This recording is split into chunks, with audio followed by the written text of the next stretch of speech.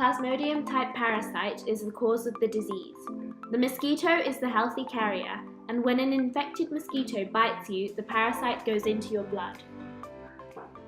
Malaria is an infection caused by a few Plasmodium species, which are single-celled parasites that get spread by mosquitoes. Once the Plasmodium enters the bloodstream, it infects and destroys mainly liver and red blood cells and causes a variety of symptoms and even death.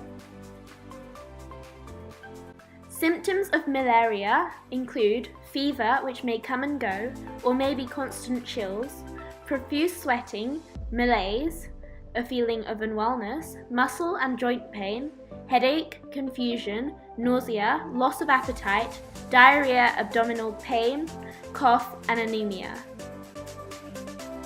Malaria is caused by a type of parasite known as a plasmodium. There are many types of Plasmodium parasites, but only 5 cause malaria in humans. The Plasmodium parasite is mainly spread by female Anopheles mosquitoes, which mainly bite at dusk and at night. When an infected mosquito bites a human, it passes the parasites into the bloodstream. Malaria is a serious health problem. It affects millions. It includes young children under the age of 5 years old, pregnant women, patients with other conditions like HIV and AIDS, and travelers with no prior exposure to malaria. Malaria is found in the malaria belt around the equator, which includes Latin America, Sub-Saharan Africa, and South Asia and Southeast Asia. Anti-malarial drugs include 1. Atovaquone A with proguanil, 2. Artemether with lumefantrine, 3. Quinine plus doxycycline and quinine plus clindamycin.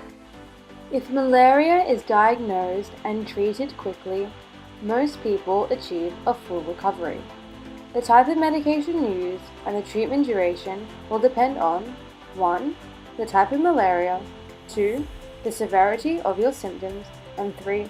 Whether you are pregnant or not. It is usually recommended you take anti-malaria tablets if you are visiting an area where there's a malarial risk, as they can reduce your risk of malaria by about 90%. The first line of defense is the skin. The second line of defense is within the immune system. The natural killer cells, also known as NK cells and macrophages.